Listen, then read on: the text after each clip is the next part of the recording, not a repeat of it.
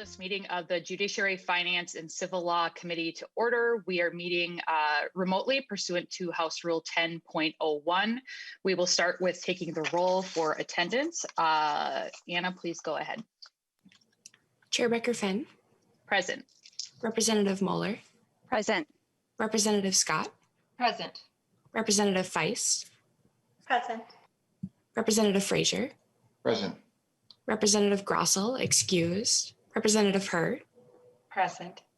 Representative Hollins. Present. Representative Johnson. Present. Representative Liebling. Present. Representative Long. Representative Mortensen. Present. Representative Novotny. Present. Representative Farr. Present. Representative Robbins.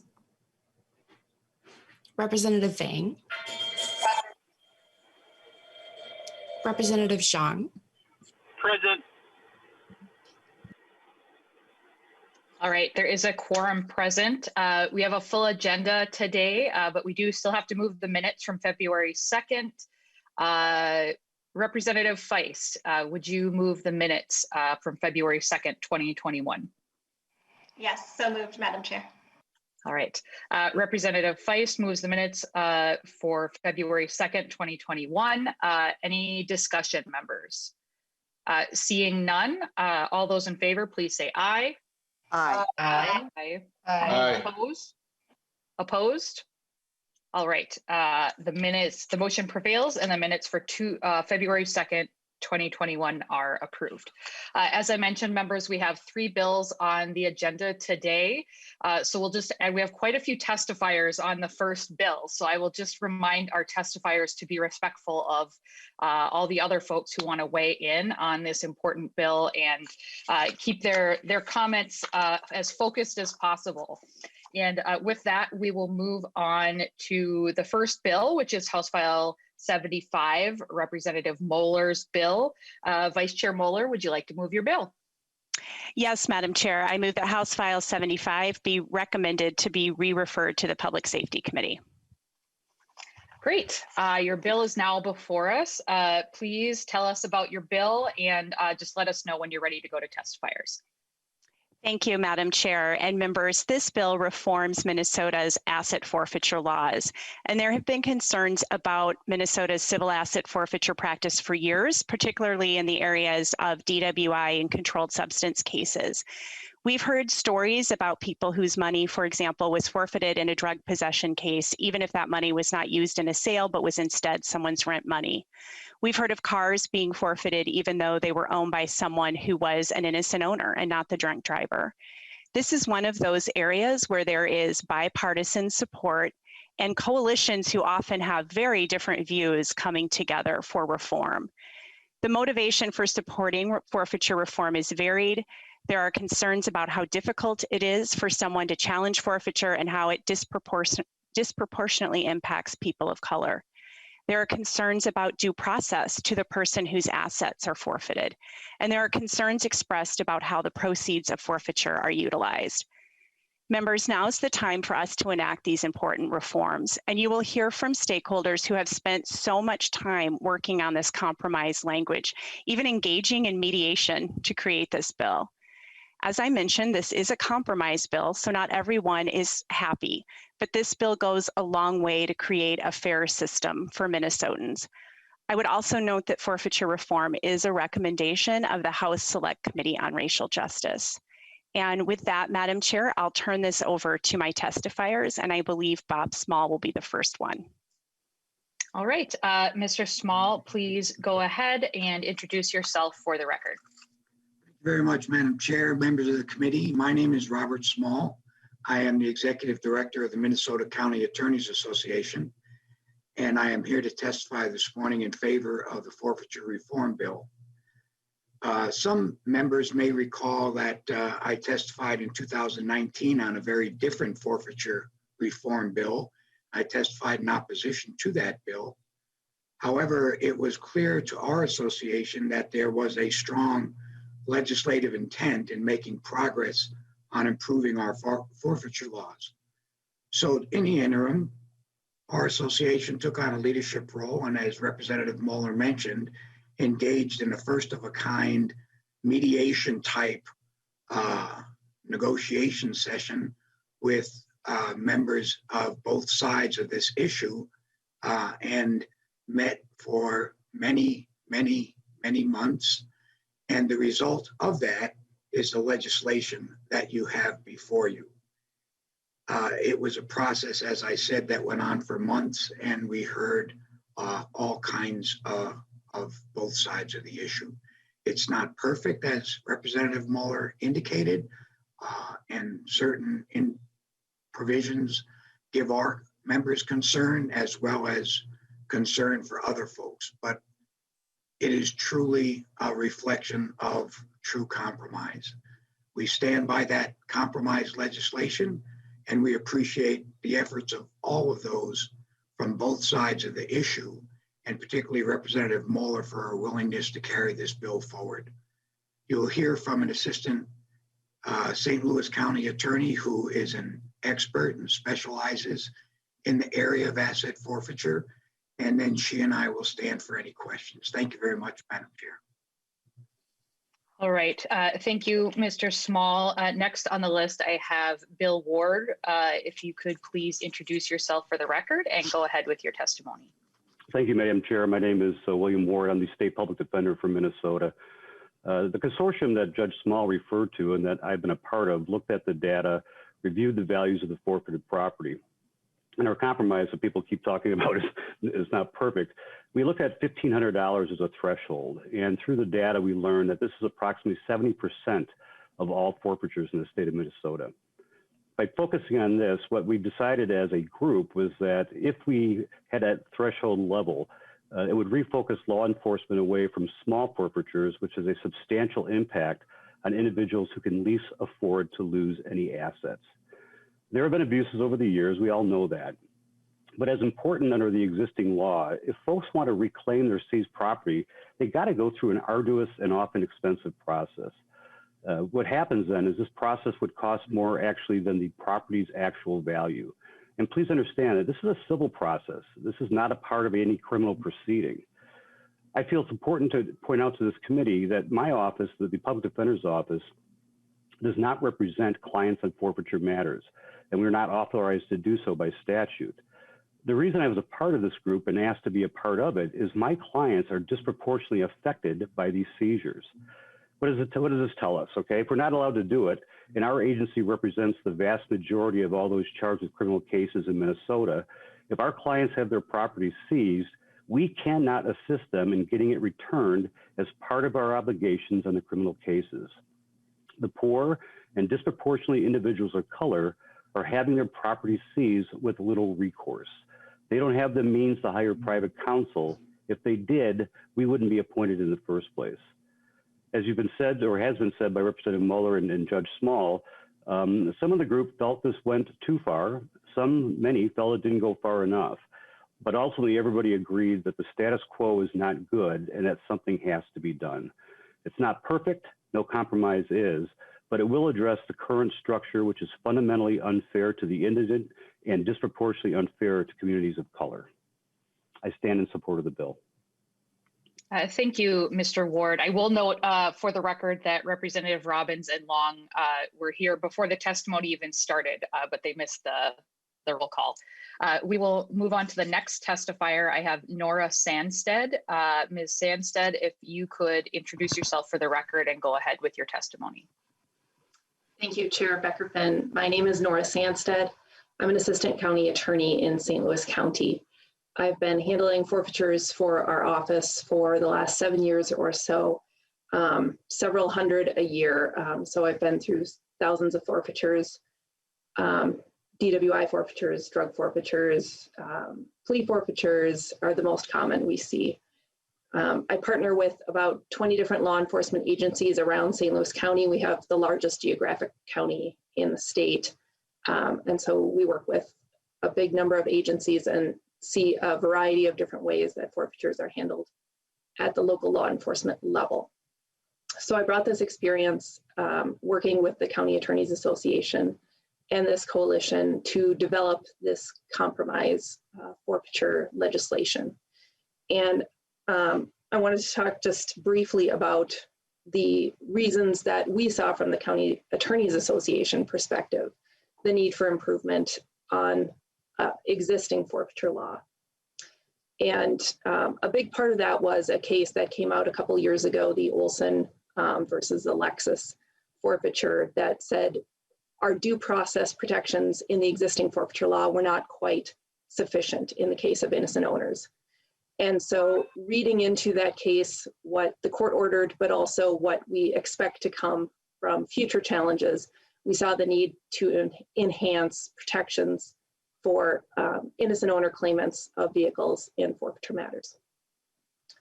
We also saw with this coalition and this mediation process the opportunity to enhance the efficiency of forfeitures, which can sometimes take more than a year when they're following the criminal forfeiture process. And that's fine if you don't have someone who's a separate innocent owner who isn't involved in the criminal process. But oftentimes when we have a challenged forfeiture, it's because there's someone other than the defendant who is claiming ownership of the process of the property. And so to get a quicker hearing and to ease the process for those folks was an important objective here. We also saw an opportunity to clarify the law to enhance fairness and the consistency across agencies, across counties, across the entire state in terms of how forfeitures are implemented. So our objective was to balance these goals for enhancing due process rights with fairness and efficiency, but also to ensure that we were still able to pursue forfeiture when it's appropriate for serious felony DWI and controlled substance crimes. So I'm going to highlight the major changes that are found in the bill, and happy to take any questions as well. In terms of the DWI forfeiture changes, the main takeaways for the committee are that there will be fewer forfeitures. There is, this bill limits the scope of which crimes are subject to forfeiture. And currently, we have DWI forfeitures for felony DWIs, second-degree DWIs, and third and fourth degree DWIs when someone has an alcohol restriction on their license, or they have a license that's canceled, inimical to public safety. So it's kind of a big bubble of vehicles that can be seized for forfeiture. The new bill says we're going to limit that to felony DWIs and second degrees when it's the third incident within 10 years. So that's going to reduce significantly the number of vehicles seized for DWI forfeiture. The bill also creates a separate process for innocent owners to challenge forfeiture than it does for the defendant drivers challenging a forfeiture. And it eliminates the filing fees for both anyone challenging forfeiture. It creates a process whereby innocent owners are going to be notifying in writing the prosecuting authority, the county or the city that is handling the forfeiture, but they don't have to initiate the case filing themselves. And I've seen a number of times throughout the years where someone has struggled with the ability to serve properly the county or the law enforcement agency. And so this should help ease those burdens on someone claiming property. When the prosecuting authority is notified of that forfeiture challenge, then they're going to take a look and decide whether or not to continue the forfeiture at that time. And the burden will be on the prosecuting authority to then file the forfeiture action with the court if they want to pursue the forfeiture. Otherwise, the vehicle will be returned at that point. And we've got, there's still a 60-day window for someone to challenge the forfeiture. The prosecuting authority only has 30 days to determine whether or not to continue the forfeiture. And then the court would be required to hold a hearing within 30 days, again, on that innocent owner claim if it goes forward. So that process is a lot more favorable for innocent owners, doesn't add too much burden to the prosecuting authorities, and should hopefully result in vehicles being returned to folks who should be receiving their vehicles back quicker. There's also a reduction in cost for vehicle forfeitures because there is no filing fee involved in a challenge. The storage costs are going to be limited when vehicles are returned, and there is no bond requirement going forward on the interlock provision. That is, let me touch on the interlock provision really quickly. That was a new piece of legislation in 2019. It's been implemented slowly and somewhat differently across agencies. And currently, it's a provision that says if your vehicle is seized for forfeiture, you can halt the forfeiture by enrolling in interlock and get your vehicle back as long as you're a participant. And the current statute allows for agencies to require a bond. And in my experience, most agencies do not require a bond to release the vehicle, but some of them do. And this legislation would eliminate that requirement or that possibility of requirement of a bond. It also limits the interlock participation to those who have been charged with a felony DWI who are participating in treatment court. So it makes the interlock provision a little more limited. But going back to our scope of DWI forfeitures shrinking quite a bit, we're going to be dealing with many fewer vehicles anyway. So that's the main points on the DWI aspect of this bill. There's also changes to the controlled substance forfeiture statutes. There is the threshold set at $1,500 for seizure of currency that's seized related to controlled substances, unless there is probable cause to believe that the money was exchanged for the purchase of controlled substances. So unless law enforcement has evidence that is convincing that the money is drug proceeds, essentially. Currently, as the law stands, we have a proximity rule where money can be seized if it's found in proximity to drugs. And there is not a heightened standard on that. So this would tighten that up a bit. It would tighten it up actually significantly in many cases. The bill also narrows the property that's subject to forfeiture to that which is an instrument or represents the proceeds of a controlled substance crime. Before we had kind of a laundry list in a paragraph of how the property can be related to the drug crime in a variety of different looser ways. This bill also significantly restricts vehicle forfeitures in drug cases to those vehicles that are used for the transportation of controlled substances for sale. So essentially, we're restricting vehicle forfeitures to drug dealers rather than individuals who may be addicted, but may find themselves with a felony amount of controlled substances. This also uses that enhanced innocent owner provision challenge process for vehicles in the controlled substance area, the same as it does in the DWI area. So those enhanced protections carry over. And it clarifies the use of administrative forfeiture proceeds for agencies. It sort of makes that provision more uniform across agencies. Ms. Sandsted, we do have a couple more testifiers, and I know members are going to have questions. So if you want to wrap up, that would be really helpful. I can do that. I'll just point out the other big provisions are that there's enhanced reporting requirements. The big point of, or the big change in that is that spending of forfeiture proceeds would be required in reporting. That would be new.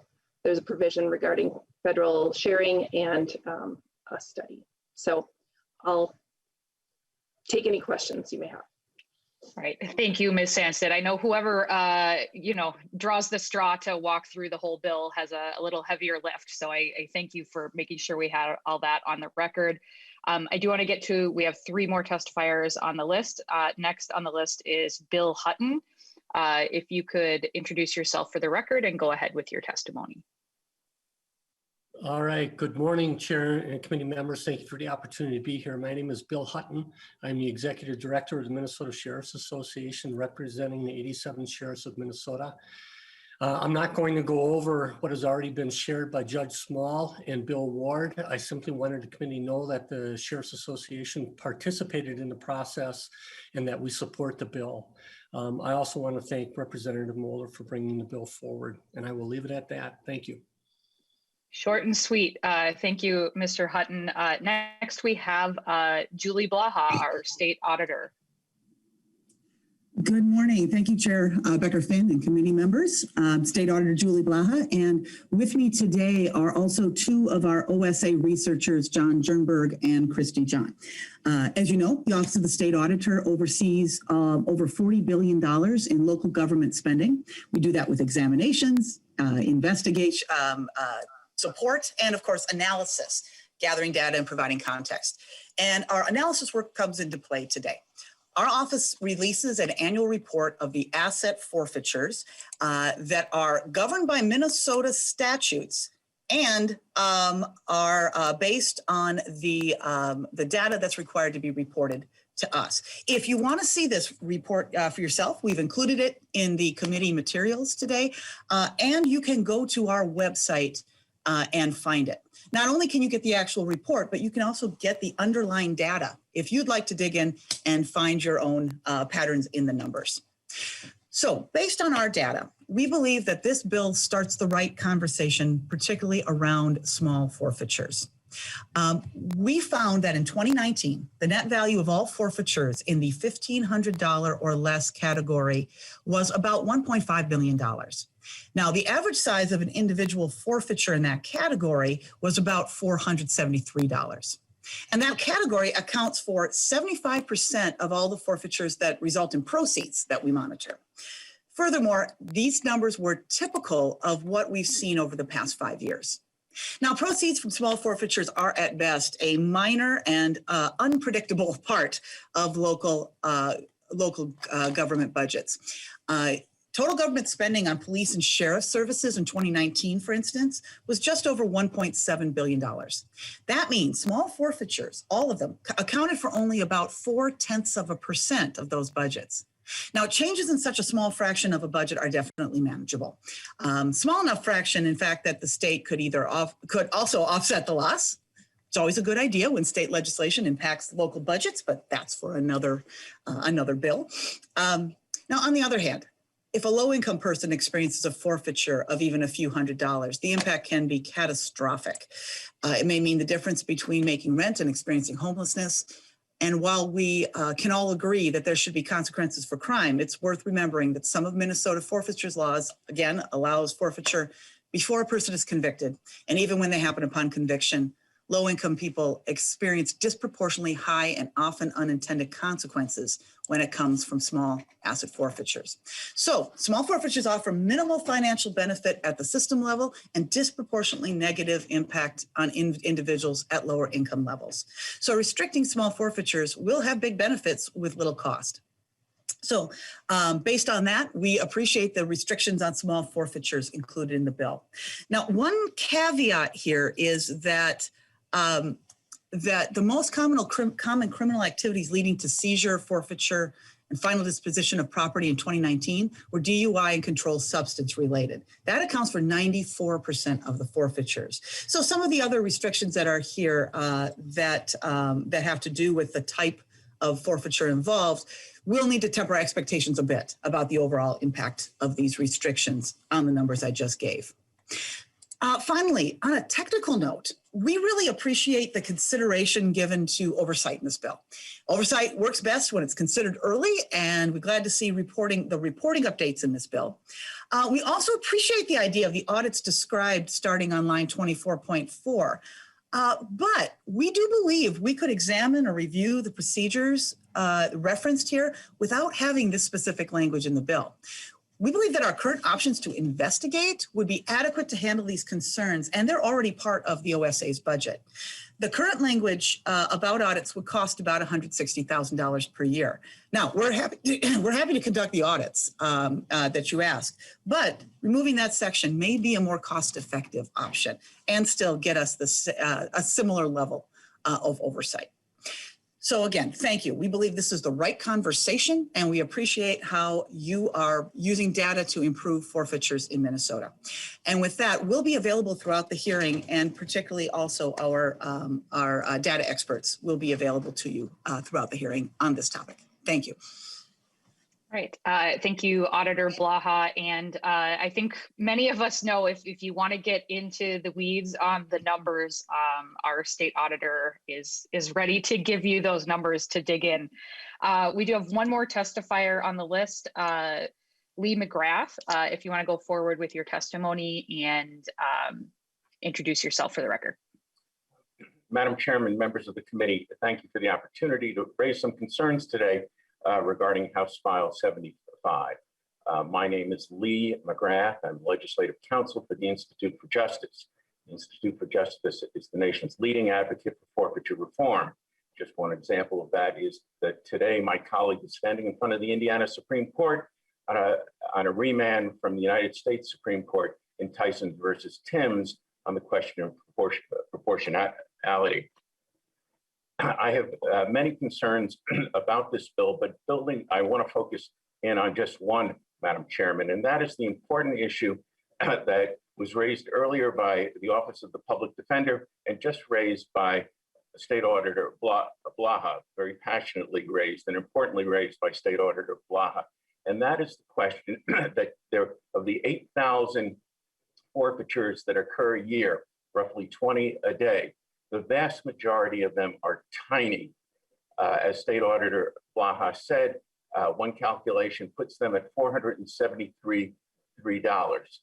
The problem in the bill is that the threshold of $1,500 that was earlier mentioned is illusory. If I could ask the committee to turn to the bill and to line 15.12, that's 15.12, you will see that the third word is or. It reads, has a total value of $1,500 or more, or there is probable cause to believe that the money was exchanged. Well, that means that all this threshold, all this discussion about the threshold is not coming into effect. This is just a repeat of the current law that all you need is probable cause. Similarly, the illusory aspect can be seen on the next page, on page 16, on 1610, in which money may be forfeited under an administrative process if it is on line 11 in proximity to controlled substances. This issue of threshold is the most important issue that we face. But fortunately, there's other legislation in the other body, and that may be considered by this body, that goes after this most important issue that addresses the enormous failure rate that exists under the current system. Under the current system, 78% of cases do not get litigated. Property owners walk away from their property for many reasons, including that the property value is too small relative to the cost of litigating in civil court. Madam Chairman, thank you for the opportunity to testify. There are other concerns that I have. I appreciate the committee's commitment to this issue. It's been a long-standing issue that I've worked on with others, the people of good faith in the past, and hope to continue to do so in the future. Thank you. All right, and with that, we will get to member questions. First on the list, I have Representative Novotny.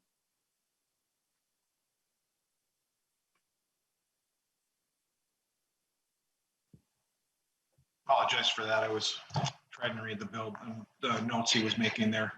My question was for Assistant County Attorney Sandstead. you mentioned that you handle about 200 forfeitures a year in St. Louis County. Is that correct? Yes. Ms. Sandsted. All right, Thank you. Representative Novotny. Thank you, Chair Moller, or Chair Becker-Finn. So the question I had is, out of those 200, how many are actually involving over $1,500? And just to follow up to save me the time, you know, out of that 200, how many in St. Louis County are actually appealed? Ms. Sandsted. Thank you. I missed the last part. I heard the how many are over 1,500. And What was then the second part? he was asking how many are appealed. Okay.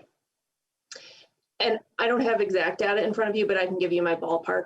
I think that probably one thing I want to distinguish is that the $1,500 value applies to controlled substance forfeitures. So, you know, half or more of the forfeitures I'm handling are DWI. So of the controlled substance forfeitures, I would say we're probably 15% are above $1,500. And then as to the appeal question. And the challenge, what percentage are challenged? Probably about 10% of controlled substance forfeitures are challenged. On DWIs, it's maybe more like a quarter to a third. Right. Thank you, Ms. Sandsted. And I will note Ms. Sandsted is speaking from her experience in St. Louis County. Representative Novotny, any follow-up? No, thank you, Chair. Right. Thank you, Representative. Next on the list, Representative Mortensen. Thank you, Chair. I don't know who would have the data here, but my question around vehicles. If this were to go through, is there an estimate as to how many fewer vehicles would be involved in asset forfeiture? Representative Moller. Thanks, Madam Chair. I don't have the answer to that, and I'm wondering if perhaps either Ms. Sandsted or Judge Small would know the answer. All right. Whoever thinks they can take that one, please go ahead. Chair Becker-Finn, I can handle that. In terms of vehicles for controlled substance forfeitures, this would shrink that number by quite a bit. I think more than half of the forfeitures would be eliminated if we're just looking at folks who are transporting drugs for sale. In terms of DWIs, I think this would be a reduction of a third is my best ballpark. All right, thank you. And I'm sure we could get that data with some more exact numbers that we could send to members after committee as well. Any follow-up, Representative Mortensen? No, thank you. All right, next on the list is Representative Long. Thank you, Madam Chair, and thank you both to the groups that have worked really hard to come to this compromise. And I know it took a lot of effort and a lot of time. And thank you to Representative Moller for her leadership on this important topic. I had two questions. The first was for Ms. Sandsted. I was wondering if you could respond to Mr. McGrath's comment about the or probable cause and how that compares to the current law, if you could help the committee understand that. Ms. Sandsted. Sure. So existing law requires my office to certify probable cause for forfeiture in administrative forfeitures. But technically, we only have to certify there's probable cause to believe that the money was in proximity to the controlled substances. So the new standard would be probable cause to believe that the money is actually drug proceeds rather than just nearby the drugs. So that's the distinction in probable cause between the proposal and existing law. I don't have much disagreement with Mr. McGrath's pointing out the or provision regarding the $1,500 limit. It is an either or. There is the ability to forfeit drug proceeds under $1,500 in this legislation when there is that probable cause. Representative Long. Thank you, Ms. Hansa. That would seem like a pretty meaningful distinction to me, whether you know that the money has, or whether you have probable cause to believe that the money was used for drug crime, or whether it's just in the room or in the house. So, and then my second question is for Auditor Blaha, and wanted to follow up on your comment about the additional audit language requirement in the bill. Wanted to just ask, for the audits that you're conducting right now, do you have any concerns about the information that's being shared that you think an additional audit would help with, or do you feel like the information you have right now is enough to do the investigations that you'd suggested? Auditor Blaha. Thank you, Chair Becker-Finn and Representative Long. For what we're seeing is some of these procedural kind of looks here. I don't believe that we necessarily need to spot check those. I don't know if we're hearing of a problem that would suggest that. The data that comes into us, we believe has been effective, that people have been clear, and we feel like the reporting has been complete. When you add a piece in that says we can audit something, and that is the expectation is that we are auditing it if we are basically recovering it. So my concern is that there will be an expectation that we're doing this kind of an audit.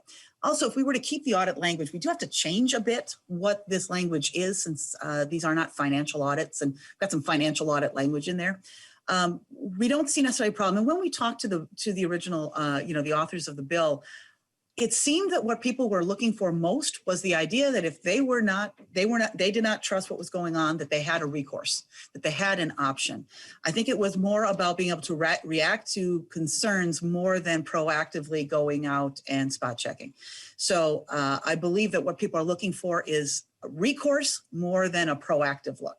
So in that case, the recourse is already there. And if you take this out, it'll reduce the cost and still get, I think, at that concern. Very good question. Any follow-up, Representative Long? No, thank you, Madam Chair. Okay, Representative Robbins. Thank you, Madam Chair. And my apologies, I've been in and out of this meeting because I've had a lot of Zoom trouble keep getting kicked out. So I missed some of the testimony, but I have spoken to Representative Moller previous to the hearing and many of the advocates. And so I do feel like I'm up to speed. But I just wanted to say, first of all, thank you to everyone who's been working on this. This is an issue that I was unaware of really before I became a legislator 2 years ago, and I became really concerned about it when I heard about it last year. So thank you to everyone for your hard work. I do plan on supporting the bill now, but I just wanted to flag that I am working on the alternative that Mr. McGrath referenced, and I actually hope to drop it today. I didn't get final jackets until Monday, and wanted to be sure I was really dotting all the I's and crossing the T's and talking with everyone before I dropped it. So I just want to say, even though I'm supporting this effort, I think there's more work to do. And the reason is because in our system, I don't think it's fair that people forfeit their property, their assets, when they have not been convicted. And so the continued to track civil and criminal side just is not fair to citizens, especially on these low dollar amounts. So I appreciate the effort everyone has worked on. My alternative, just to be clear, gets rid of the civil side altogether. It leaves a lot of room for law enforcement to seize things that they think are incident to the crime without a warrant, so they can seize it, but it is not forfeited unless there's a conviction. And I just think that distinction is very important for members and the public to understand, that people shouldn't be losing property if they have not been convicted. But there are many exceptions that I've worked with law enforcement on, including, informants, and if there's an exception for if they're working with federal drug task force, and there's an exception for federal adoption. So there's many ways in which it can still go into the civil side with federal, that really gets at those big dollar crimes and the drug task force issues that we really want to address. We want to get drugs off the street. We want to get criminals off the street. But for these low level dollar amounts, I just want to say that I know a lot of you work so hard and you want to be done, but I'm just putting it out there that I hope we're not done, and I hope we can continue this conversation. Thank you, Madam Chair. Yep, and I'll just remind members the bill before us is this bill, House File 75, and I do think a lot of work has gone on over the course of many years. And as noted by many at the beginning, compromises are rarely things that either side is going to be as enthusiastic about as they would want to be. But I do think that the public does expect us to reach compromise and move things forward, and a step in the right direction is a step in the right direction. So we have one more question from Representative Liebling. Thank you, Madam Chair. And so, well, it's so interesting. I've been working or tracking this issue at least for quite a few years. And boy, have things changed since I started working with Mr. McGrath on this years ago. So yeah, I absolutely hear what Representative Robbins is saying, but I support this compromise. I'm really glad to see more progress being made. However, I do have my kind of broken record issue that I must bring up when this is discussed, and that is the issue kind of alluded to by Auditor Blaha, that local governments are making money off of this process, and that there is a cut to law enforcement and a cut to prosecutors for doing these forfeitures. And I continue to believe that as long as there is a cut, no matter how small, that it undermines the credibility of law enforcement, and it undermines the credibility of prosecuting agencies. And so I'm really wondering why that's still in the bill. I mean, Auditor Blaha talked about what a tiny little piece of this it is, and yet I think it has this really corrosive effect. Not that anybody is policing for profit, but it raises the appearance that they might be. Especially concerning to me is where now, I mean, it's better that it's easier to get a car back, that you don't have to go through this arduous process, and yet the person is being told to apply to the county attorney. And the county attorney is getting a cut. So there is an inherent conflict of interest. So I guess what I would really like to do is ask perhaps Judge Small, why this is still why we're not getting rid of this aspect of the law. And, I'm not going to talk after he talks. So I just do want to emphasize that I do appreciate the work that's gone into this. I have a really good sense of how hard this is. And I absolutely am going to support the bill. Judge Small, do you want to answer that question or attempt to? Thank you very much, Madam Chair. Representative Liebling, yes, you are correct. That is the same questions that you ask all the time. And I never have a good answer satisfactory to you. And I appreciate that. The proceeds of the forfeiture are to be used for certain specified reasons, and those specified reasons include education, public education, and the like.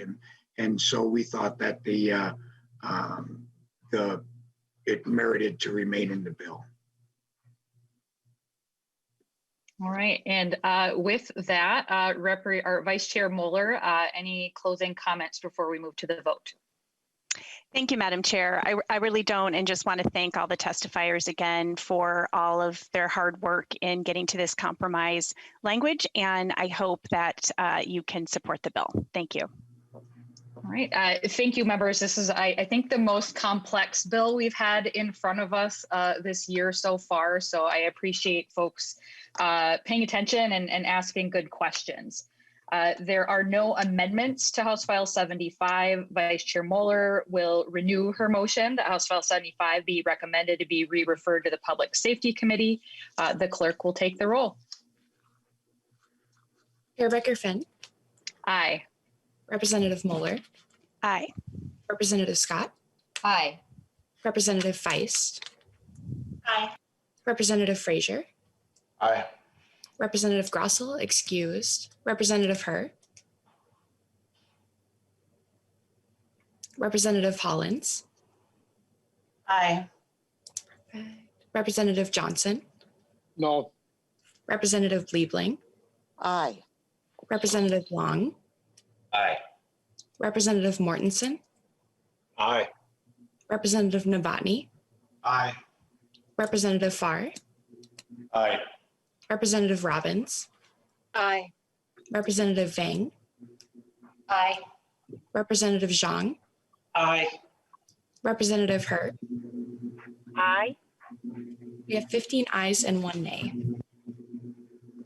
With that, how the motion prevails and House File 75 is recommended to be re-referred to the Public Safety Committee. Thank you to all of our testifiers. That was a good discussion, and I think we hit on all the points that we need to hit on with that issue. So good job, Vice Chair Moller. With that, we'll move to the next bill on our agenda today. That is House File 575. It is a Representative Huot bill regarding Notary Publics authorized to perform civil marriages. Welcome to our committee, Representative Huot. I think you're here. Yep. I will move your bill. I will move that House File 575 be recommended to be re-referred to the State Government Finance Committee. We now have 575 before us. I believe, however, before we really get into the meat of the bill, I believe you had an author's amendment, Representative Huot.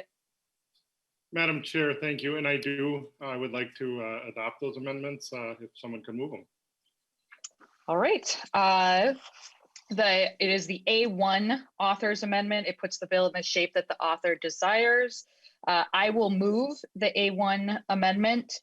This one will be a voice vote, but is there any discussion to the amendment before we move forward? All right, with that, all those in favor of moving the A1 amendment, please say aye. Aye. Aye. Aye. Opposed? All right, the motion prevails and the A1 amendment is adopted. Representative Huot, please tell us about your bill, House File 575 as amended. Thank you, Madam Chair. And I'm going to turn my camera off. I'm in the Senate office. I'm in the House office building and the internet is unstable, it said. So we're going to go forward if that's okay with you. Yeah, please proceed, Representative Huot. Thank you, Madam Chair, and thank you, committee members. This is my first time ever before the Judicial Committee, and I am honored. You'll have to accept my virtual donuts. So anyways, House File 575 actually came up in a personal matter, actually, because I was studying to be a Catholic deacon and in my final stages of application. And on the checklist, it said, have you ever performed a marriage or ordained in another ministry? And in Minnesota, and able to perform a marriage, you either have to be a judge or you have to be an ordained minister. And the way I did it was kind of shifty, but it's the way our law says it, is I went online and I believe it was the Church of the Rising Savior or something, authorized me to do it in 2 minutes, took it down to the county and got it done. And I had to put that on that checklist. And basically now for me to proceed at some time in my life to become a deacon, my paperwork has to go off to Rome to get a special dispensation. But then I talked to Representative McDonald about the same thing, and he wasn't aware of it, and he's a devout Catholic, and he said, oh my God, I committed one of the big sins. And so we just both together thought that this is very cantankerous and cumbersome. Now I know there's judges on the online today here with us, and I don't want them to think I'm taking away any responsibilities of theirs, but this will put it into, by having notaries have this as one of the things they can possibly do, I think it's a real good way, because I was looking at the law with having religious only do this, but I think in this setting, and the Secretary of State's office came to me about this, that we can actually hold notaries responsible for all the stuff you have to do to actually file the certificate and things like that, where right now, when this got published and out, I heard from a couple brides that said, I didn't know I wasn't married because my certificate of my husband's buddy never filed it. And so those are problems that we have to look at. And I think that this really fixes the problem. It allows notaries who are people of good character. All of you are notaries on the committee. And so you're all of good character, I'm hoping, but throughout the state, I think that we hold notaries a little higher and we can hold them responsible. So that's my bill. Stand for questions, Chair. All right. Thank you, Representative Huot. And, I think it is important, this is regarding civil marriages and, it's a legally, it's a contract is ultimately what a marriage is. So I appreciate you bringing this forward. I see we have a couple folks from the Secretary of State's office available for questions if members have them. It looks like Representative Johnson. Chair, members, I just have a few questions on this bill. I'm wondering if Representative Hoyt could answer them. First of all, he brought up the ex officio notaries. Do you know who all they are so our members do? Because there is a rather long list. Representative Huot. I would ask to call a friend here with the Secretary of State's office. Are they on the line? Chair, I can give that list. I have that in front of me because I've been actually doing that. We can go to one of the testifiers from the Secretary of State's office. Ms. Black, please introduce yourself for the record. Thank you, Madam Chair. My name is B.B. Black. I'm the General Counsel for the Office of the Secretary of State. And the bill refers to a person through the Secretary of State. Officio members are not commissioned through the Secretary of State. And so it would only be applicable to those notaries who have filed and been commissioned through the Notary Public commissioning process. They apply through us, and then the governor appoints them, and they are confirmed by the other body. Usually the other body has a long printout that they don't even look at, and it takes about 5 seconds at the beginning of every session. But those are the ones who would be authorized to conduct these ceremonies, not the ex officios by my reading of this bill. All right. Thank you for that answer. Follow-up, Representative Johnson. Chair, members, well, actually, my reading of the bill is it just says notaries. We are ex officio notaries, the legislator, peace officers, city clerks, county commissioners, amongst others. Then another issue that I have is what Representative Hoyt can answer. What is the charge that the notaries could charge for performing a service like this? Representative Huot. Madam Chair, Representative Johnson, I did not put that in the bill intentionally. I don't feel that we need to set the rate for them. But I am open to, as this bill progresses through our side of the aisle, or I'm sorry, through our House, I would be open to changing and modifying it. This is really just to fix. There is no lobby for this, I'll tell you that. No big group came to me and asked me to do this. This really came through other people saying this is just one of those laws that we have to look at. And I'm not changing anything with the religious part of this either. It just opens a door so people that want to get married in a civil union have more options other than judges. Further follow-up, Representative Johnson. Chair Becker-Finn, members, we actually have in statute what a notary can charge. That's $5. And then another $5 to register, bring the paper to the courthouse and get everything filed. So if somebody wants to do this, if somebody wants to be a notary just to do services, they're not going to make any money on it, as you said. But there's some things that also go along with that. I got a lot of concerns with this. I believe it. I don't think it's needed. And it's just just makes me wonder what's going on with this, with the sanctity of marriage. So it's really bothersome to me. So I cannot support this bill. All right. Thank you for your comments. Representative Feist. Thank you, Madam Chair. I just wanted to comment to follow up on Representative Huot's point that right now it is so easy to say you're a minister with a random online denomination and then be authorized to officiate over a marriage. So this would actually create more restrictions and more structure around who can well, I guess those people could still do it that way, but I'm in support of this effort. It makes a lot of sense to me, and it wouldn't really affect the sanctity of marriage at all, in my opinion. Thank you. Thank you, Representative Feist. Representative Long.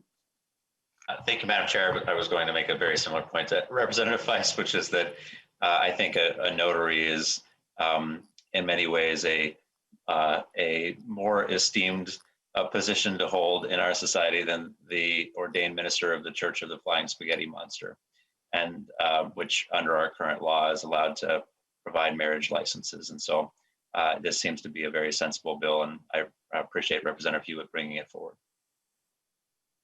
Thank you. I will note for the record, I am also ordained under some random internet church so that I could perform a wedding for a friend. And I think, that's what many people have done. And so I appreciate the comments. And with that, it doesn't look like we have any further discussion to the bill. And so we will move forward. There were no additional amendments other than the A1 amendment. So I will renew my motion that House File 575 as amended be recommended to be re-referred to the State Government Finance Committee. The clerk will take the roll. Chair Becker-Finn. Aye. Representative Moller. Aye. Representative Scott. No. Representative Feist. Aye. Representative Frazier. Aye. Representative Grossel excused. Representative Hur. Aye. Representative Hollins. Aye. Representative Johnson. No. Representative Liebling. Aye. Representative Long. Aye. Representative Mortensen. Aye. Representative Novotny. Aye. Representative Farr. No. Representative Robbins. No. Representative Vang. Aye. Representative Zhang. Aye. Perfect. Cool. So by my count, we have, I believe it's 12 ayes and 4 noes. That was also my count. With that, the motion prevails. House File 575 as amended is recommended to be re-referred to the State Government Finance Committee. Thank you, Representative Huot. It was nice to have you here, and even if we couldn't have donuts, but I appreciate the virtual attempt to acknowledge that you would have brought donuts. So thank you very much. We'll move on to the last bill on our agenda today, which is House File 321, Representative Feist bill regarding U visa certification. Just want to remind members, so this bill was already heard in public safety, but it's coming to us because of a provision of the bill that's relevant to our jurisdiction regarding data. And that is specifically the provision found in subdivision 4 on lines 2.15 to 2.22. So we're going to, we'll let Representative Feist introduce her bill, but we're going to try to keep discussion limited to the area that we have jurisdiction over. So with that, Representative Feist, would you like to move your bill? Yes, thank you, Madam Chair. Should I officially request that it be moved to the general register, or should I wait till the end? Nope, you can go ahead and make that motion. Thank you. I would like to move that House File 321 be moved to the general register. All right. Representative Feist, please go ahead and tell us about your bill now that it's before us. Thank you, Madam Chair. So this bill pertains to the U visa certification process.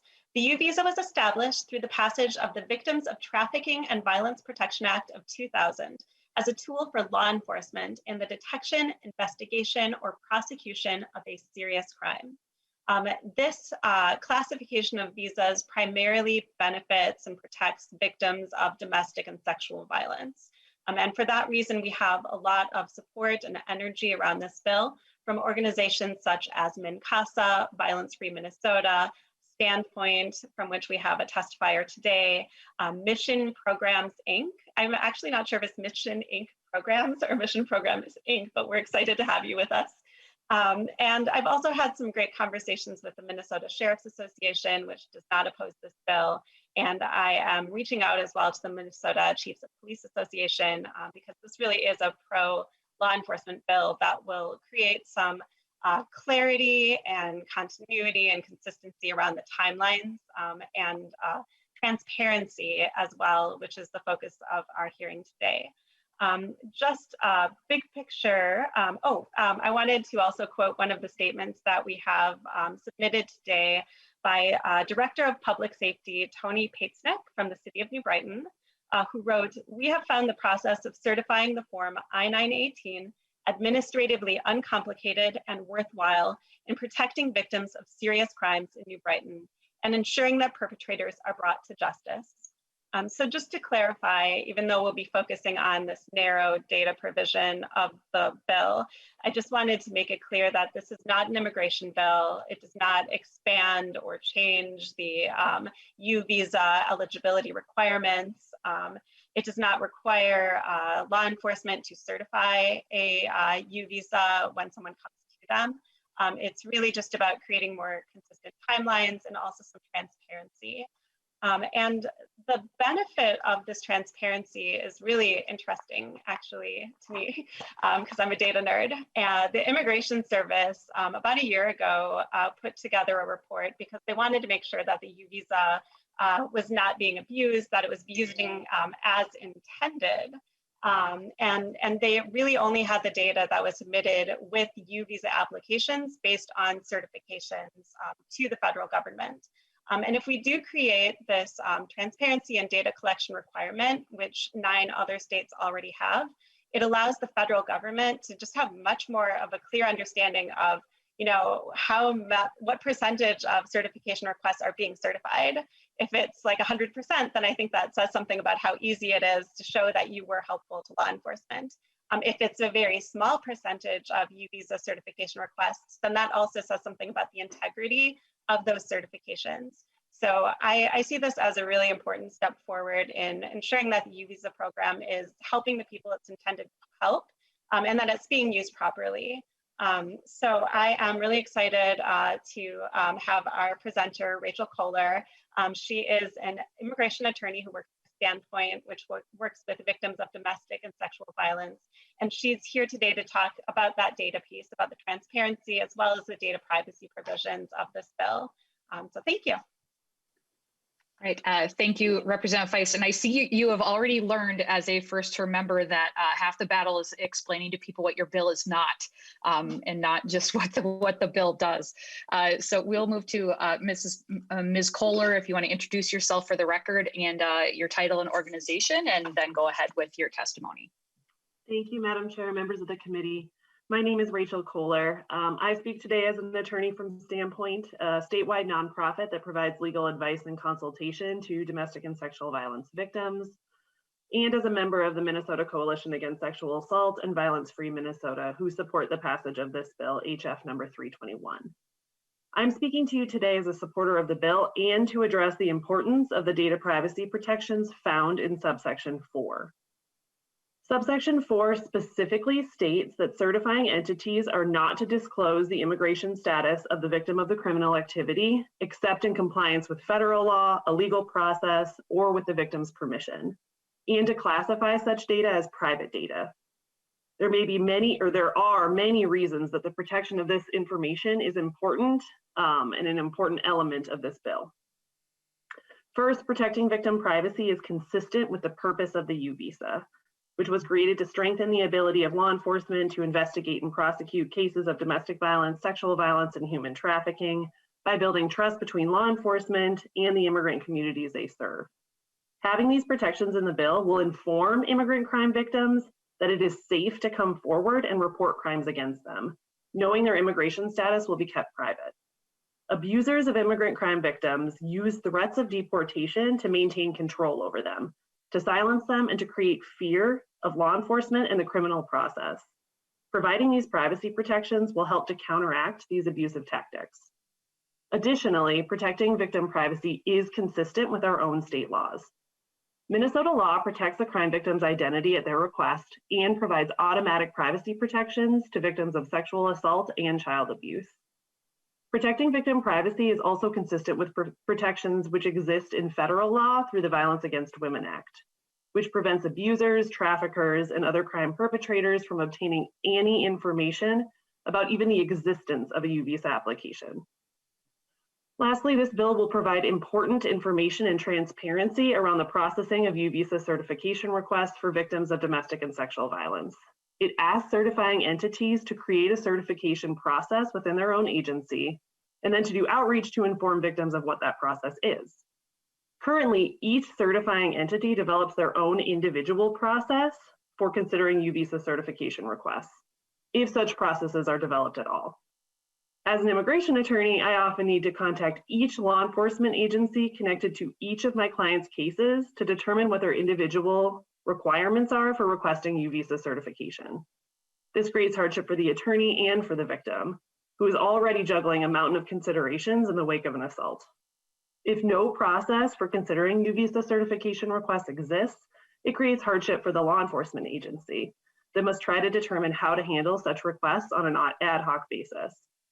By requiring the creation of a U visa certification process and by requiring transparency of that process to the public, we are reducing barriers to victims and ensuring that each certifying agency knows what to do with a U visa certification request. I want to take the last seconds of my time to encourage support of this bill more generally. What this bill actually requires is very limited in scope and very reasonable in its terms, but it has a large impact on encouraging and building trust between immigrant victims of crime and law enforcement.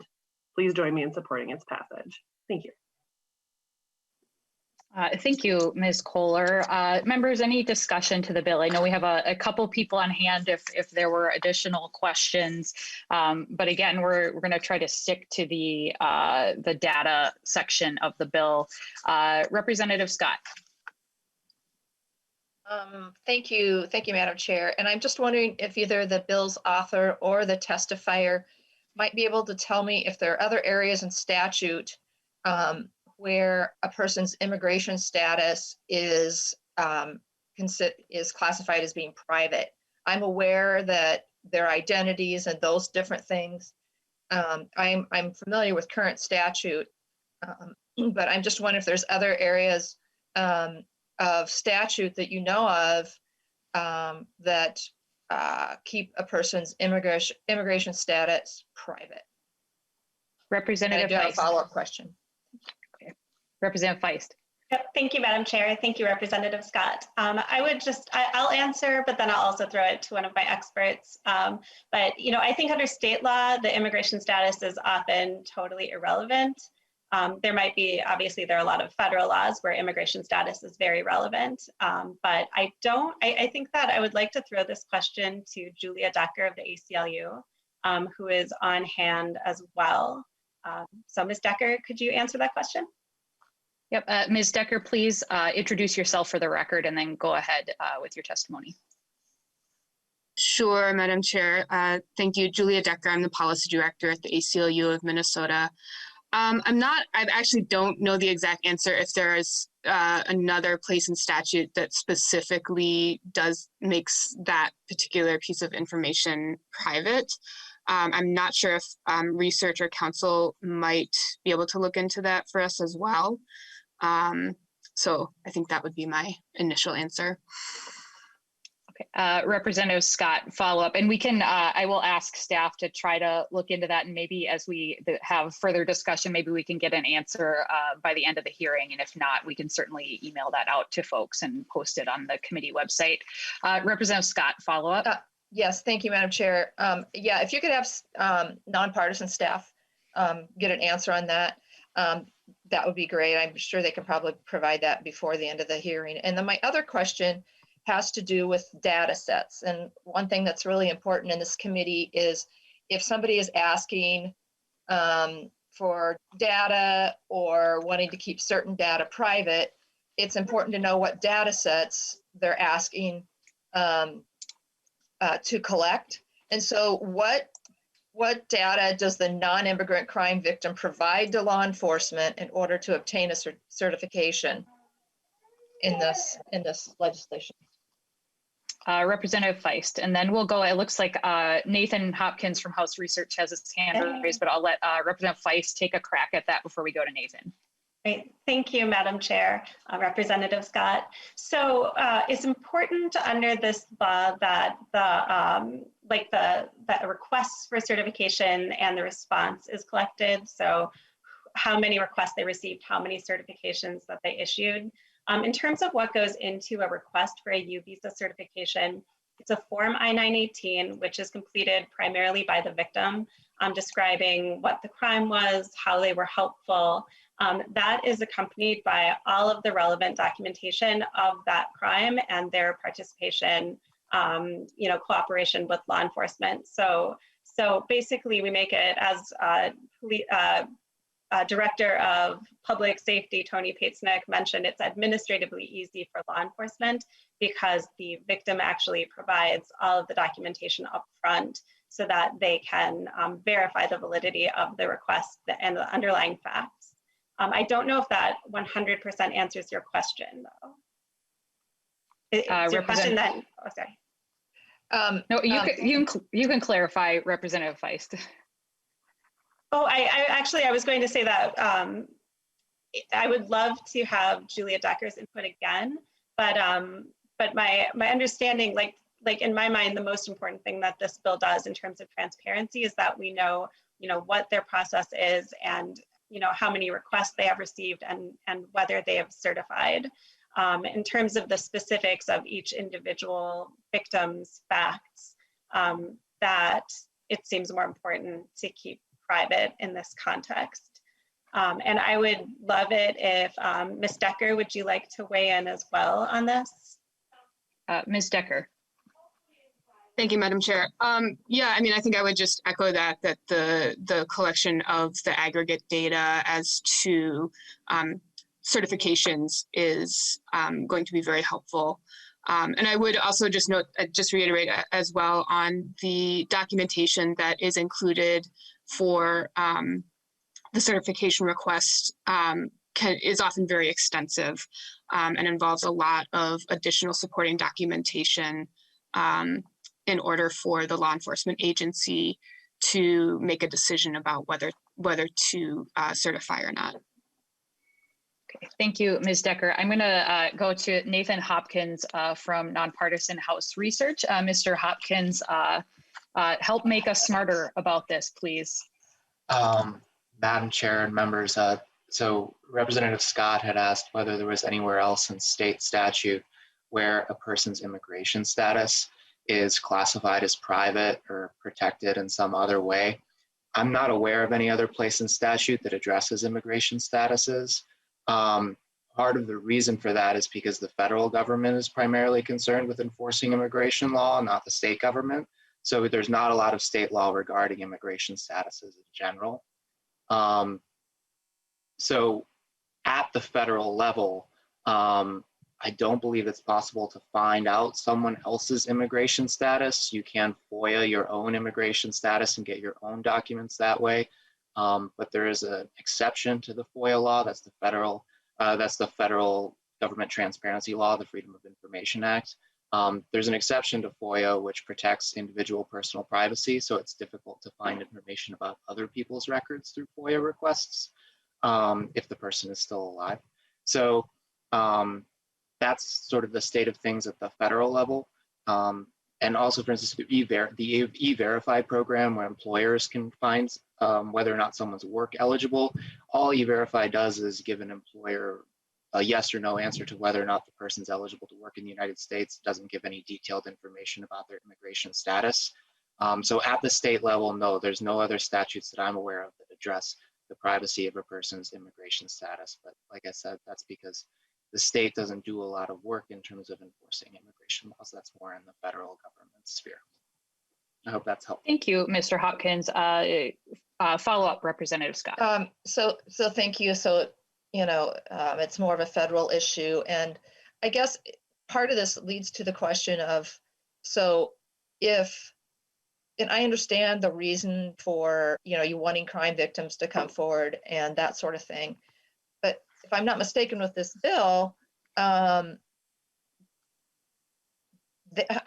just concerned that this is going to be a way for people to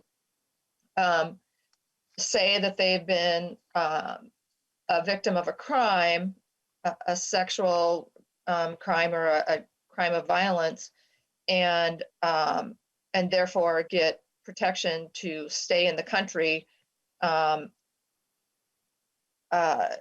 Just to stay in the country when they're here illegally. And so that raises concerns for me. And I think those are the same concerns I had last year about this. And it's keeping private some data that really in the state of Minnesota we've not dealt with. So it's sort of a new thing. So I just have concerns, and I don't know how many of these cases. Maybe this is a question for the first testifier, Ms. Kohler. How many of these cases come forward each year that we'd be, that we're talking about here? And then that's my final question, and I'll just put myself back on mute, Madam Chair. Thank you. All right, thank you, Representative Scott. And I do see that one of the on deck testifiers is ready to respond. So Ms. Bush, if you could unmute yourself and introduce yourself for the record and then go ahead with your response. Madam Chair, members, thank you. My name is Sarah Bush. I am the Community Engagement and Outreach Coordinator for Missions Inc. programs. And I am here because we have an immigrant and refugee program that provides legal advocacy to domestic violence victims who are immigrants and refugees. So our program works with folks who are pursuing a U visa on a daily basis. And for one thing, I want to state that it is a lengthy process and not something that is easy or quick to obtain. So it is not something someone does if they don't have a good reason and are motivated. The other insight I wanted to provide from the victim standpoint is that for many of the victims that our immigrant refugee advocate works with, they may not be aware of their own immigration status because their abusive partner is using that information to manipulate them or to control them, or in fact has lied to them about their documentation status. And so part of what the bill is allowing for is for someone who may not be aware of their own legal status or lack thereof, but who is the victim of a crime to come forward and be able to get the protection of the U visa that the U visa is intended to provide. So I just wanted to add some perspective from the victim side of this equation. Yeah, thank you, Ms. Bush. And I will note as a former domestic violence prosecutor that, these can often be matters of life or death for the victims in many of these cases. Representative Feist, did you have further follow-up? Yes, thank you, Madam Chair. I just wanted to respond to Representative Scott's very good questions and concerns. One point I wanted to make that follows up on Ms. Bush's comment is that the immigration status may actually not be clear. I've worked recently, sorry, I'm gonna take a drink. I've worked recently with a number of women who are on dependent visas, who are in a violently abusive relationship. My phone is ringing, that's annoying, okay. Anyway, I've worked with women who have potentially have legal status, they're not sure, but if we were to request a certification in their specific suburb with their law enforcement and then their immigration status or what they think it is for public, it actually would identify them to their abuser. And so I just wanted to point that out as well. I also wanted to point out that this bill has nothing to do with whether someone will ultimately be eligible for a U visa. It's really just about creating a more systematic, transparent process, which ultimately I believe will help with the integrity of the process overall. So if we're concerned about it being abused, having this data collection, having this systematic approach to how we handle U visa certifications in Minnesota will really address that concern. And lastly, I just wanted to also point out that just because someone does get a certification from law enforcement, as Ms. Bush mentioned, this process is long, it's windy, it's unpredictable, and as big as the certification request is, the U visa request is like that big. And so you have to provide a ton of evidence that you have been a victim of one of the very specific enumerated serious crimes. And you also have to show that it's really impacted you, that you've really suffered as a result of that crime that is actually in the law. And to prove that is a very high hurdle. So I just wanted to address Representative Scott's valid concerns about this bill. And I see we have more questions, and I'm happy to answer them. Ms. Kohler, was this a response to that topic? Okay, please go ahead. Thank you. I just wanted to note some of Representative Scott's questions. I believe there are approximately 140,000 pending U visas right now, which is part of the reason the process takes so long for decisions to be obtained. So it's taking, and Representative Feist, if you have more up-to-date information, please correct me, but I think it's taking around 12 to 15 years to receive a final decision on the U visa. And a U visa certification actually certifies that the victim is going to be helpful in the investigation or prosecution during the entire pendency of the U visa application. So we're talking, over a decade of promise to be helpful in an investigation or prosecution of a crime. Thank you, Ms. Kohler. We do have a couple more member questions. We got 10 minutes left, members, so please be respectful of your colleagues who want to weigh in as well. Representative Johnson. Chair Becker-Finn, members, I do have to apologize a little bit. This is not going to really be on this issue that it's involved this committee, because this bill was rushed. Well, Representative Johnson, I'm chairing the committee, and we are going to stick to the topic at hand. If you have other concerns that are not related to what we have jurisdiction over, I would ask you to speak with Representative Feist off the record, because I do want to make sure Representative Novotny and Representative Moller can have their comments made as well. I will be glad to do that, but unfortunately it was rushed through public safety, so our members could not even ask questions that much about this bill. So that's the issue. I want it to pass, but we just need some guardrails put on it. With I'd encourage you to speak. Pending used visas, only 10,000. Representative Johnson, I'd encourage you to speak with Representative Feist off the record. Representative Novotny, you had a question. It's not a question, Chair. I just wanted to say that I am going to be voting for this, and I encourage people to remember that this is our primary focus should be on protecting the victims. I want to make sure that any victim of trafficking or anything like that has the confidence that they can go to law enforcement and that they will receive protection that they want. This is the kind of, as so many barriers are being thrown up between law enforcement and the community, I think this is something that will help and take that step forward. Thank you. All right. Thank you, Representative Novotny, for refocusing us on the bill at hand. Representative Moller. Thank you, Madam Chair, and also thanks, Representative Novotny, for those comments too. I was just going to point out that protecting victims is the ultimate goal with this. We know that sexual assault and domestic violence victims often don't report. It's one of the most underreported, if not the most underreported. Those are the most underreported types of cases. And so, the notion of false reporting just isn't really consistent with the information we know about the lack of reports from victims. Also, protecting victims' privacy is crucial. As a prosecutor, I worked for decades actually on protecting victims' privacy, because when they do come forward, they should still be able to maintain that sense of privacy. And I'm glad that this bill addresses that. So thank you, Madam Chair. Great. And finally, Representative Hollins, and then we'll move to the vote. Thank you, Madam Chair. I honestly am just echoing what the previous two representatives have said. I worked in family law, and I have seen firsthand how these sorts of things impact, especially immigrant clients, and how folks do not want to come forward because of this, and they are afraid of what might happen to them. And so I really am in support of this bill, because I think it's an important step forward in all of our legislation. So thank you. Great. Thank you, Representative Hollins.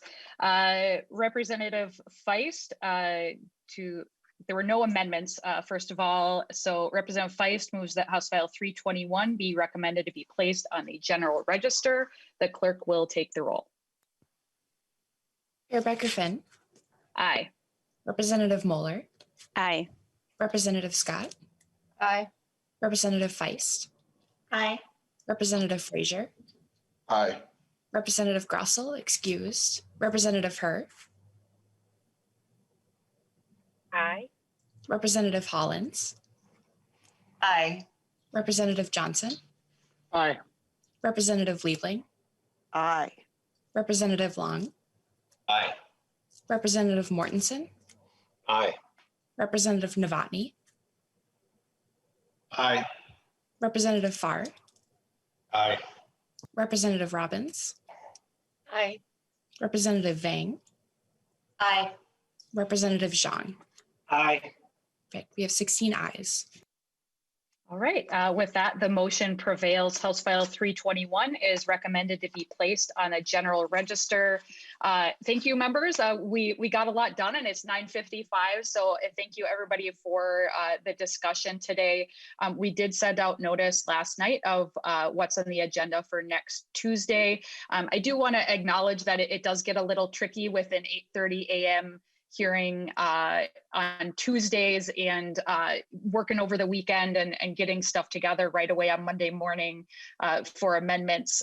So just remind folks to take a look at those bills sooner than later so that you don't get in a time crunch, but do feel free to reach out to staff if there's some kind of reasonable holdup in getting an amendment drafted. You know, we're certainly welcome to work with members to make sure we're everybody's rights as members are being upheld and that we can still get good work done and make our bills better if they need to be improved. So thank you everybody for your work this week. We are adjourned.